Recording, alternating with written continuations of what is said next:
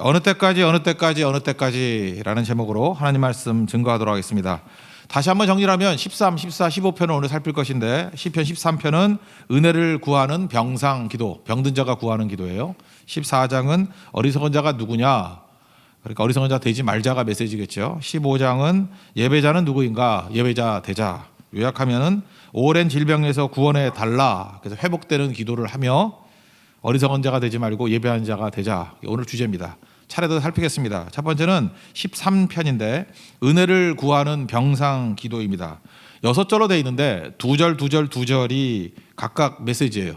첫 번째는 절망 단계, 두 번째는 기도 단계, 세 번째는 찬양 단계입니다. 그러니까 무슨 얘기예요? 절망에서 찬양이죠. 중간에 기도가 있습니다. 그러니까 기도를 통해서 병상에 있을 때 절망 가운데서 찬양의 회복의 자리로 나아가는 원동력을 얻어라. 그게 오늘 내용의 핵심이라는 것입니다. 이거 묻게 됩니다. 신자들도 절망할 수 있느냐? 예, 그럴 수 있습니다. 또 신자들도 버림받았다는 느낌 받을 수 있습니까? 예, 그럴 수 있죠. 고독과 슬픔의 무게 때문에 짓눌릴 수 있습니까? 뭐 다 경험하고 있잖아요.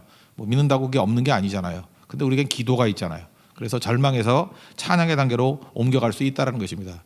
되게 순서적이고 또 점진적이다, 이렇게 말할 수 있다는 것입니다. 오늘 이 아침에 예배드리는 성도들 가운데 나는 어느 단계에 있는지 한번 점검해 볼 필요가 있는 것 같아요. 절망 단계라 그러면 이제 기도로 가야겠죠. 기도 단계라 그러면 더 열심히 해야 될 것이고, 찬양 단계라 그러면 이미 다 거쳐왔잖아요. 힘차게 찬양과 감사를 올려드리는 우리 하나님의 백성 되기를 바랍니다. 차례대로 한번 살펴보면 첫 번째 절망 단계입니다. 1절과 2절인데 한번 읽어보죠. 시작. 여호와여 어느 때까지니까 나를 영원히 잊으시나이까, 주의 얼굴을 나에게서 어느 때까지 숨기시겠나이까. 나의 영혼이 번민하고 종일토록 나의 마음에 근심하기를 어느 때까지 하오며, 내 원수가 나를 치며 자랑하기를 어느 때까지 하리이까. 어느 때까지 네 번 나오죠. How long 어느 때까지 잊으십니까? 어느 때까지 숨기시겠습니까? 어느 때까지 번민과 근심으로 나를 이렇게 놔두시겠습니까? 뭐 어느 때까지 원수가 치고 자랑질하는 거를 놔두시겠습니까? 뭐 이런 식이죠. 그러니까 절망이에요. 절망. 오랜 고통, 긴 고통, 몸부림치고 있는 모습을 볼 수 있다라는 것입니다.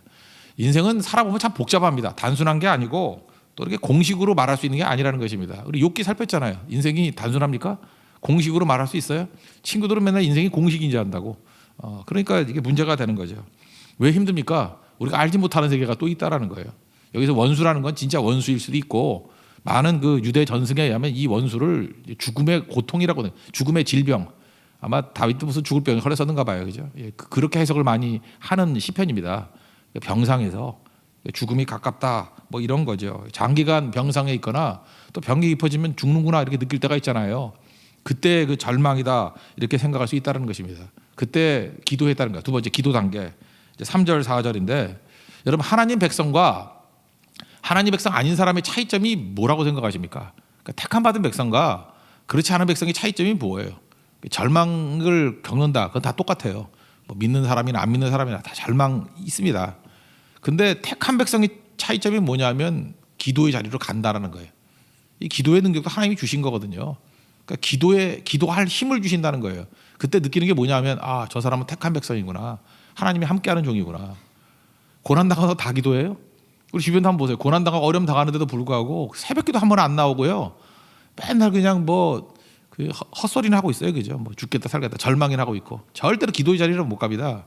그때마다 안타깝잖아요. 그죠? 저거 하나님 백성 아닌데, 이런 느낌이 들잖아요. 그러니까 하나님 백성이라는 특징은 절망에서 반드시 기도의 자리로 옮겨가는 모습이 있다는 것입니다. 옮겨가면 어떤 일이 벌어져요? 하나님을 만나니까 나를 보게 되겠죠. 하나님 보는 게 나를 보는 거잖아요. 자기 분석이 가능해지고 또 침착한 상태가 되고, 막 두려워하지 않아요. 침착한 상태가 되고 그 다음에 회복의 단계로 넘어가게 된다는 것입니다. 그래서 기도가 복이에요. 기도할 힘이 있다는 게 벌써 은혜의 받은 특징이라는 것입니다. 3절과 4절을 한번 읽겠습니다. 시작. 여호와 내 하나님이여 나를 생각하사 응답하시고 나의 눈을 밝히소서. 두렵건대 내가 사망의 잠을 잘까 하오며, 두렵건대 나의 원수가 이르기를 내가 그를 이겼다 할까 하오며, 내가 흔들릴 때 나의 대적들이 기뻐할까 하나이다. 이 눈을 밝혀달라, 이게 이스라엘 사람들의 그 개념에 의하면요, 이게 진단법이랍니다. 병이 낫는지 안 낫는지. 요즘에도 가끔하다 그 뭐 병원에 가면 요즘에도 그러나 이렇게 눈을 까고 이렇게 뭐 후라시 같은 거 비치는 거 안 합니까? 뭐 동공 같은 거 뭐 확인하고 그러는 거. 그 이스라엘들은 눈 보고 그렇게 확인을 했대요. 요즘에도 뭐 일반 병원도 하죠. 돌팔이만 하나 뭐 이렇게 하는 것 같던데 그런 거예요. 그러니까 병이 나았나 안 나았나. 그러니까 눈을 밝혀달라. 이건 뭐예요? 회복이에요. 회복. 병에서 다 낫게 해달라. 그리고 뭐 진짜로 영적인 눈도 되겠죠. 이 진단법이 있기 때문에 눈을 밝혀달라 그러면 영적으로 건강하게 해주십시오. 그죠? 영안을 열어주십시오. 뭐 그런 걸로도 쓴다는 거예요. 이스라엘의 관용법이에요. 눈을 밝혀달라. 치유해달라. 완벽하게 회복시켜달라. 사망의 잠 벌써 느낌이 오죠. 죽을 것 같습니다. 그죠? 이게 뭐 잠자는 그런 것보다도 이게 죽을 것 같습니다. 거기서 나를 깨워 주십시오. 왜냐 그들은 사망의 잠 이걸 갖다가 스올로 내려간다 이렇게 표현하거든요. 죽는다. 하나님 죽음에서 나를 건져 주십시오. 죽지 않기를 위해서 간구하는 모습이 있더라는 것입니다. 그러니까 마지막 세 번째 단계는 뭐예요? 찬양의 단계로 가는 거죠. 5절 6절 여기 보면 하나님을 의지한다. 그래서 기뻐하게 된다. 그래서 찬송하게 될 것이다. 핵심은 뭐예요? 하나님을 의지하니까 기쁨이 오고 나도 모르게 속에서 찬송할 힘이 생기는 거예요. 어떤 찬송이에요? 은혜, 은택 때문에 하나님을 찬송한다라는 얘기가 나옵니다. 5절 6절 읽겠습니다. 시작. 나는 오직 주의 사랑을 의지하여 싸우니 나의 마음은 주의 구원을 기뻐하리이다. 내가 여호와를 찬송하리니 이는 주께서 내게 은덕을 베푸심이로다. 은혜 때문에 찬송한다. 욥기에서 자세히 살피지는 않았지만 너무 많아가지고 욥기 35장 10절 보니까 욥이 이런 고백을 해요. 밤에 노래를 주시는 자가 어디 계시냐. 그러니까 하나님의 은혜가 여기거든요. 밤중에도 노래를 불러요.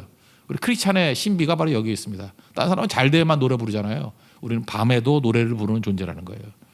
이 병상에서 신음하고 있는데 거기서 노래가 나오는 거예요. 왜요? 절망해서 기도했더니 찬송할 힘을 주시기 때문에. 그래서 회복의 능력이 나타나게 된다는 것입니다. 여러분 질병뿐만 아니라 뭐 우리 삶의 많은 고난도 마찬가지겠죠. 절망의 자리에 있을 수 있습니다. 오늘 절망이 있을 때 시편 13편 같은 거 6절이잖아요. 이거 그냥 외울 정도로 기도하십시오. 절망의 자리에서 기도의 자리에서 찬송의 자리로 가길 원합니다. 이게 성도의 삶입니다. 이런 승리를 맛보는 믿음의 정대기를 축원합니다.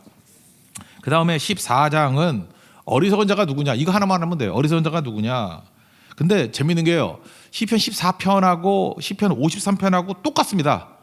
그냥 뭐 이렇게 조사 정도 바뀔 정도로 거의 똑같아요. 시편 53편을 보면. 그러면 제가 나중에 53편을 할까요 안 할까요? 그래도 또 해요. 예, 한다고. 성경이 반복하는 거 반복해야 되는 거거든. 근데 차이점이 뭐냐면 딱 하나 차이점이 있어요. 이게 한글 성경에 거의 똑같이 나오는데 14편, 53편 똑같아요. 근데 그 히브리 원어를 보면요. 하나님의 명칭이 달라요. 14편에서는 하나님을 여호와 또는 야훼, 여호와라고 불러요. 그리고 53편에 가서는 엘로힘 이렇게 부른다고. 뭐 같은 얘기겠지만 이게 차이점이 있어요. 하나님을 여호와라고 부를 때는 항상 근거가 언약에 있어요. 언약. 하나님과 우리 사이에 언약을 맺었죠. 그래서 여호와 그러면 약속이라는 게 꼭 들어가 있다고. 그러니까 하나님은 나의 하나님이 되시고 우리는 그의 백성이다. 그런 약속, 언약 개념. 여호와 그러면 주로 뭐예요? 믿는 사람끼리 쓰는 용어겠죠. 그죠? 하나님과 하나님 백성이니까 집에서 뭐 아버지와 아들 그러면 아버지, 아빠 뭐 이렇게 부르잖아요. 그런 관계. 그게 여호와예요. 반면에 이 엘로힘은 뭐냐면 엘이라는 게 원래 중동 지방에서 쓰는 하나님이란 뜻이에요. 신이란 뜻이에요. 엘. 근데 이방 사람들이 엘이라고 쓰니까 그냥 같이 엘이라고 쓸 수도 있죠. 뭐 우리도 그렇잖아요. 참된 신이 하나님밖에 없다고 할 때 신이라고 쓰잖아요. 우리도. 그런데 그렇게 말하면 구분이 안 되니까 장엄 복수가 그래. 엘의 복수가 엘로힘이에요. 그러니까 하나님들이란 개념인데 이거는 하나님이 여러분이 계셔서 하나님이라는 뜻이 아니라 장엄 복수 아주 크신 하나님이다. 그래서 우리 한국에도 그런 말이 있잖아요. 하느님이라고 쓰잖아요. 원래 옛날에 하늘님 그랬잖아요. 그거에 대해서 그냥 리을 탈락해 시켜버리고 그냥 갓을 하나님을 하느님이라고 부를 때도 있잖아요. 왜냐하면 그냥 일반 사람들도 다 이해하도록. 니네들이 말하는 그 하느님이 진짜 하느님이 아니라 진짜 하나님은 성경이 말하는 창조주 하나님밖에 없다라고 할 때 그게 차이점이 뭐예요? 여호와라고 쓸 때는 믿는 사람끼리 쓰는 용어고 엘로힘 그럴 때는 약간의 전제가 뭐가 있어요? 믿지 않는 사람을 향해서 선포하는 의미가 있죠. 그죠? 그러니까 골리앗 같은 자 앞에서는 뭐라 해서 엘로힘을 외치겠죠. 뭐 여호와를 알겠어? 그죠? 그러니까 엘로힘 이렇게 얘기하는 거죠. 진짜 하나님은 우리 하나님이야 이럴 때 표현하는 거. 이 센스예요, 센스. 그러니까 잘 보세요. 이게 시편이 5권으로 돼 있다 그러는데 모세 오경의 구조로 돼 있다 그랬죠. 14편은 몇 권이에요? 41편까지가 1권. 창세기하고 연결돼 있잖아요. 하나님 백성끼리의 얘기잖아요. 그러니까 하나님을 뭐로 주로 부르겠어요? 여호와라고 부를 것이고. 출애굽기에 가면은 출애굽기는 이방하고도 막 얘기하는 거 아니에요, 그죠? 그러니까 53편에 가면 출애굽에 해당되는 게 뭐예요? 바로를 향해서 애굽을 향해서 외쳐야 되니까 엘로힘. 뭐 약간 이해가 되죠? 예를 들어서 요즘에 노래를 이렇게 번역할 때에도 이런 센스가 좀 필요한 것 같은데 2020년도에 이 코로나 바이러스 돌고 해서 전 세계적이라는 게 맞는 것 같아요. 제일 그 유행하는 찬양 중에 하나가 웨이메이커라는 찬양이에요. 웨이메이커, 뭐 길 만드시는 주. 근데 우리 한국에 아직까지 공식적으로 번역된 게 없어가지고 중구난방이에요. 내가 이거 찬양을 하려고 해도 도대체 어떤 번역을 갖고 해야 될지 모르겠어요. 네 개를 들어보니까 네 개가 다 틀려 번역이. 그럼 어떻게 하면 되죠? 그냥 우리가 뭐 죽어라 부르면 따라오겠지 뭐 그죠? 그래도 되는 건데. 그래서 그거 한번 찾아봤어요. 뭘 찾아봤냐면 좀 이렇게 신학적인 깊이가 있고 목회를 하시는 분들과 그냥 찬양 사역만 하는 사람의 번역이 달라요. 그게 센스거든. 그러니까 예를 들어서 이런 거예요. 거기서 뭐 주역이 함께 하시니, 뭐 주역이 운행하시니, 뭐 이렇게 시작이 돼요. 뭐 그건 똑같은 거죠. 그게 moving in our midst. 우리 중에서 운행하신다. 뭐 you are here 여기서 moving in our midst. 우리 사이에서 운행하신다. 뭐 역사하신다. 그것까지는 뭐 번역이 똑같죠. 근데 그 뒤에 후렴이 뭐가 나오냐면 뒤에 붙임이 I worship you. 뭐라고 번역하고 싶어요? 대부분 찬양 사역에 따르면 다 주경배를 번역을 해요. 주경배해. 근데 목회를 아는 사람들은 다 주예배해로 번역을 해요. 그럼 경배해와 예배해 다르게 보이세요. 똑같지 원어는 I worship you.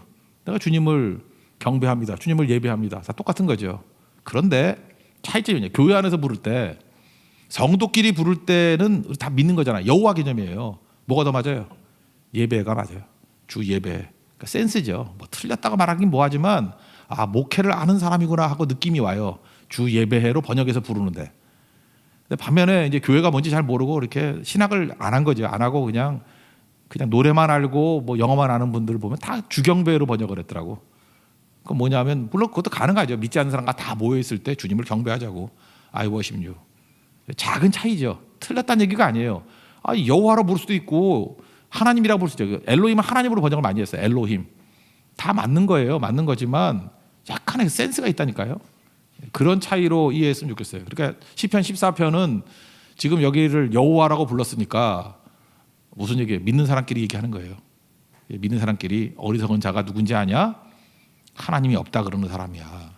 믿는 사람끼리. 이건 뭐라 그러죠? 다 믿는데 어떻게 하나님이 없다 그래요? 이걸 실천적 무신론자 그러죠. 하나님이 있다고 말은 하지만 사는 모습은 하나님이 없다라고 사는 사람들.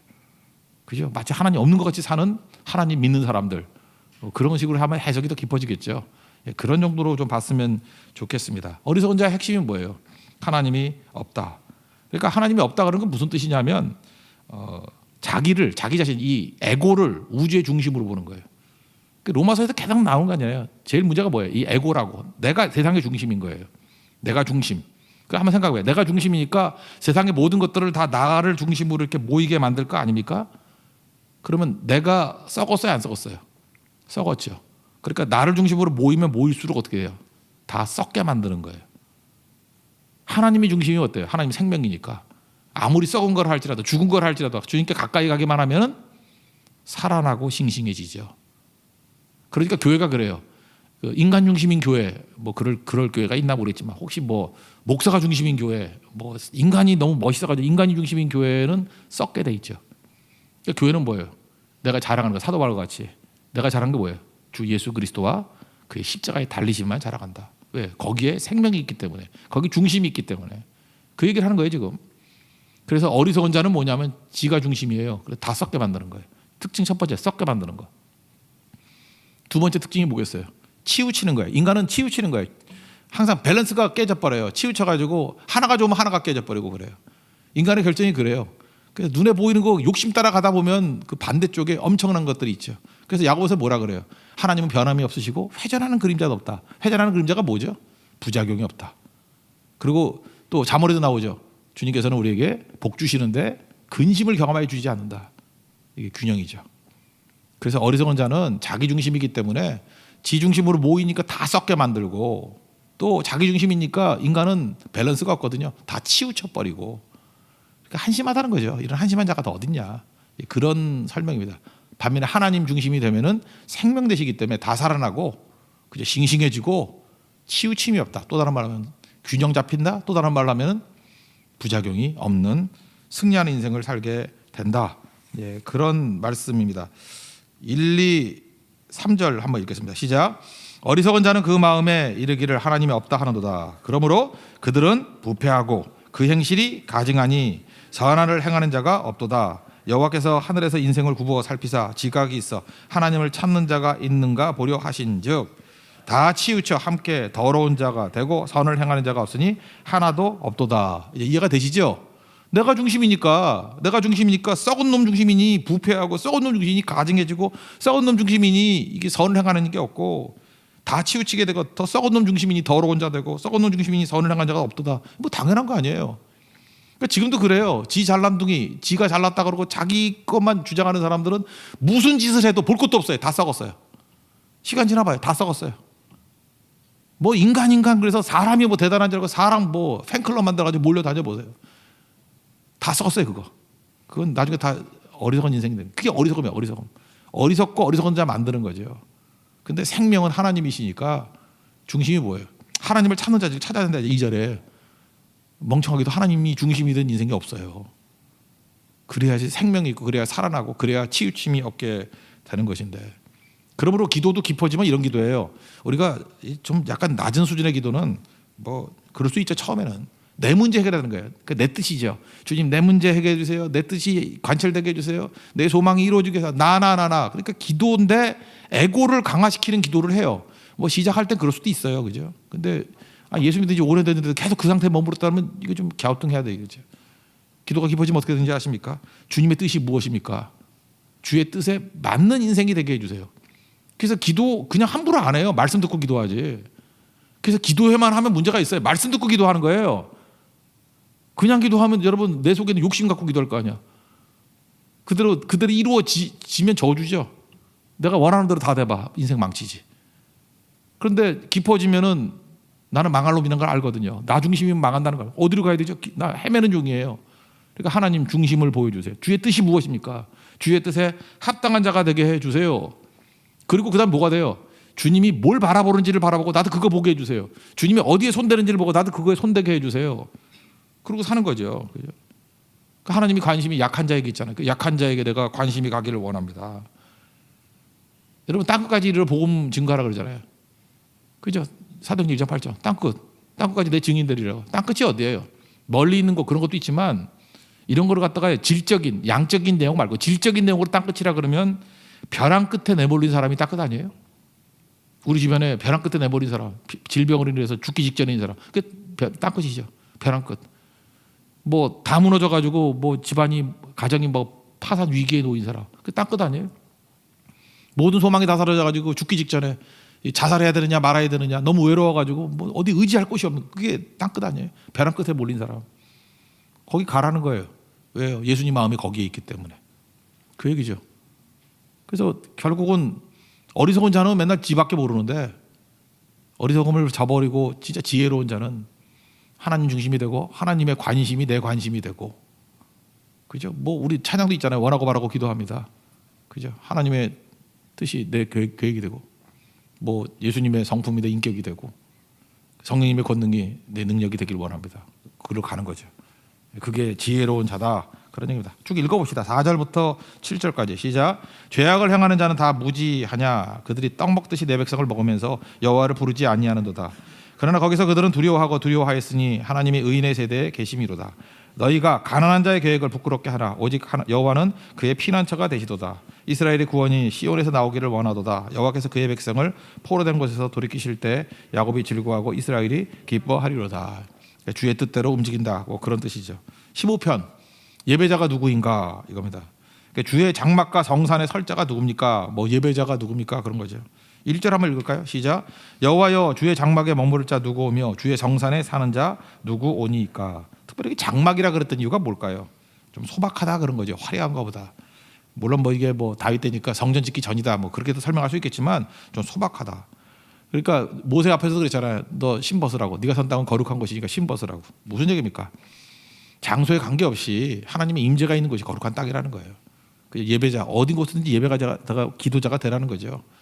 하다 보면 이렇게 장소가 안 좋을 수 있어요. 교회 같이 이렇게 기도하기 좋은 장소도 있지만 막 시끌벅적한 시장판 뭐 그럴 수 있죠. 거기서도 예배하고 기도할 수 있어야 된다는 거고. 어쨌든 너무 이렇게 기도를 방해하는 세력들이 있잖아요. 막 영적으로 막 괴롭히고. 그럼 집에 가야 돼요? 그것도 이기고 또 기도하고 그래야죠. 그죠? 그런 얘기예요. 그런 얘기. 그러니까 장막, 소박한 장소에서도 하나님의 임재를 구하는 종이 돼야 된다. 특별히 삶에서의 예배, 예배자는 어떠한 모습을 갖춰야 되느냐? 10가지가 나와요. 10가지. 첫 번째는 나 중심, 자기를 향해서 준비된 예배자의 모습. 그다음에 타인, 두 번째 타인을 위해서 어떻게 해야 되는지 또 3가지. 나를 위한 3가지, 타인을 위한 3가지. 세 번째는 공동체, 공동체에서 어떤 자세로 살아야지 예배자가 될 것인가 하는 4가지. 3, 3, 4. 그래서 자기를 향한 거, 타인을 향한 거, 공동체를 향한 예배자의 자격, 조건, 그걸 얘기를 해요. 그래서 이건 쭉 한번 이렇게 점검해 볼 필요성이 있는 것 같아요. 첫 번째는 자기 자신을 향한 거겠죠. 정직하게 행하라, 공의를 실천하라, 마음의 진실을 품으라. 정직하면 특징이 뭐예요? 담대해져요. 속이면은 두려워요. 그러니까 돈이 있고 없고의 문제가 아니에요. 내가 정직하잖아요. 하늘을 우러 한 점 부끄러움이 없죠. 그러면 담대해져. 강하고 담대하죠. 그냥 되나요? 죄 짓고 어떻게 강하고 담대해져? 정직하고 공의를 행하고 진실되게 살면 아무것도 없어도 2다리 뻗고 자요. 그게 담대한 거예요. 용감한가? 내가 용감한가? 자기 자신한테 물어본 거예요. 내가 지금 두려운 게 없는가? 세상이 두려운 게 아니라 내가 거짓되기 때문에 두려운 거예요. 속이기 때문에 두려운 거라고요. 없어도 괜찮아요. 하나님과 나 사이에 거리끼린 게 없는 모습. 그게 담대함이에요. 그게 예배자라는 것입니다. 다 회개하고 정결함 가지고 주님 앞에 서게 해 주십시오. 그 얘기겠죠. 2절 보겠습니다. 다시 시작. 정직하게 행하며 공의를 실천하며 그의 마음에 진실을 말하며. 예배자의 첫 번째 자세, 자기 자신을 향해서 3가지가 나온 겁니다. 두 번째 타인을 향한 자세예요. 이건 주로 말하고 한 게 있어요. 혀로 허물을 막 말하지 아니하고, 그다음 이웃에게 악을 행하지 않고 이웃에게 비방하지 않는다. 그러니까 거짓말할 때 누구한테 거짓말해? 맨날 가까이 있는 사람한테 거짓말한다니까. 부산에 있는 사람이 저한테 거짓말 안 해. 만나지도 않는데 무슨 거짓말을 해. 미국에 사는 사람이 저한테 거짓말 안 해요. 그죠? 여러분 맨날 여기서 옆에서 성령 충만하십시오. 강하고 담대하십시오. 그 사람이 거짓말해요. 그죠? 쳐다볼 때 이게 거짓말쟁이구나 이렇게 생각. 여러분이 정직하다는 건 뭐냐면 성령 충만하십시오. 강하고 담대하십시오. 이 사람에게 거짓말 안 하는 거예요. 성령 충만하십시오. 강하고 담대하십시오. 인사하는 그 사람에게 악을 행하지 않는 거예요. 성령 충만하십시오. 강하고 담대하십시오. 하는 사람에게 허물을 지적질하지 않는 거예요. 그게 타인을 향한 예배자의 자세라고. 그래서 인사할 때 그 잊지 말아요. 인사할 때 축복도 되지만 내가 적어도 이 사람한테는 거짓되게 행하지 않아야지. 이 사람 비방하지 말아야지. 이 사람의 악을 행하지 말아야지. 그게 예배자라는 거예요. 예배자. 인사할 때 하세요. 인사할 때 옆에 안 하는 사람들은 뭐냐? 눈을 못 쳐다보는 거야. 나쁜 놈이기 때문에. 그죠? 그 인사 안 하는 사람은 이름 적어놔요. 이거 요주 인물이다. 그죠?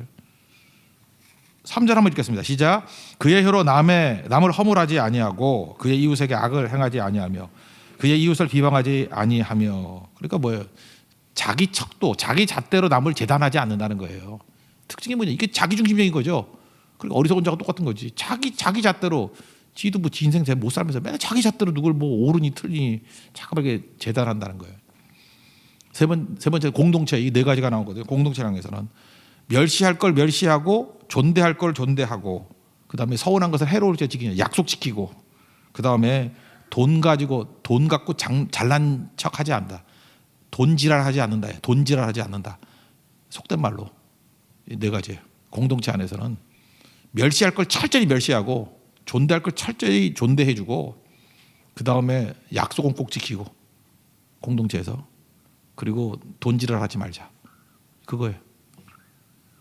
4절 5절 한번 읽겠습니다. 시작. 그의 눈은 망령된 자를 멸시하며 여호와를 두려워하는 자를 존대하며 그 마음에 서운한 것은 해로울지라도 변하지 아니하며 이자를 받으려고 돈을 꾸어주지 아니하며 뇌물을 받고 무지한 자를 해하지 아니하는 자이니 이런 일을 행하는 자는 영원히 흔들리지 아니하리로다. 여기 보세요. 망령된 자를 멸시한다. 멸시가 뭐예요?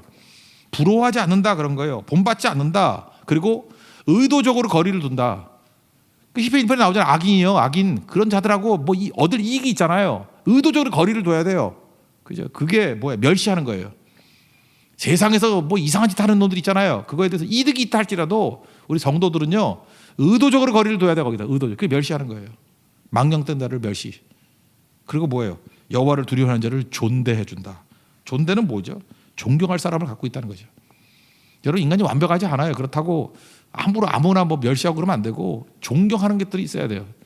어떤 사람에 대해서 허물 없는 사람이 누가 있어요. 그렇지만 여러분 예를 들어서 뭐 존경하는 사람이 누굽니까? 그럼 맨날 뭐 몇백 년 옛날 사람만 존경하지 말고 좀 가까이 있는 사람 존경하는 사람이 있어야지 이게 복된 인생이에요. 그 존경하는 사람 누구냐? 그러면 맨날 미국 사람, 유럽 사람 그러지 말고 가까이 있는 사람들. 그래서 교회가 되려 그러면요, 교회에서 무슨 어떤 장로님이 존경스럽습니다. 어떤 집사님이 존경스럽습니다. 우리 뭐 어떤 선생님이 존경스럽습니다. 이렇게 돼야 된다고요. 그런 사람이 없기 때문에 누구 존경하냐가 아니라 찾아보라고요.